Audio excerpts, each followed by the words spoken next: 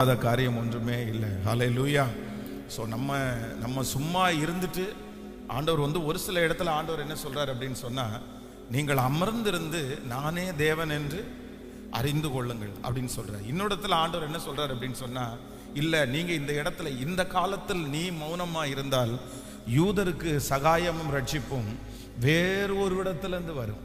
அப்போ ஒரு காரியத்துல ஆண்டவர் என்ன சொல்றாருன்னா, நீ இந்த இடத்துல என்னவாரு, நீ அமைதியாயிரு, நீ சும்மா இரு, நீ எதுவுமே செய்ய வேண்டாம், கர்த்தர் உனக்காக யுத்தம் பண்ணுவார். ஆனா இன்னொரு இடத்துல ஆண்டவர் என்ன பண்ண சொல்றாரு அப்படின்னு சொன்னா, நீ என்ன பண்ணுன்னா யுத்தம் பண்ணு, நீ இறங்கி நில்லு, நீ செய்.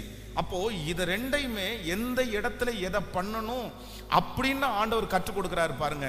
இதுதான் பெரிய ஞானம். இந்த ஞானத்திற்காக தான் ஒரு ஆண்டவருடைய பிள்ளை ஜெபிக்கணும். இதுல தான் நம்ம நிறைய பேர் என்ன பண்றோம்னா ரொம்ப தவறுறோம். நிறைய பேர் தவறுகிற விஷயம் இந்த விஷயத்துல தான் நம்ம தவறுகிறோம். இதுல நம்ம தவறிடவே முடியாது. அதனால அதான் ஆண்டவர் சொல்றாரு, சமயத்திற்கு ஏற்ற வார்த்தையை நமக்கு தருகிறதற்கு கர்த்தர் அவர் நல்லவராய் இருக்கிறார். ஹல்லேலூயா. கைகளை அசைத்து ஒரு ஹல்லேலூயா சொல்லலாம். ஆமென்.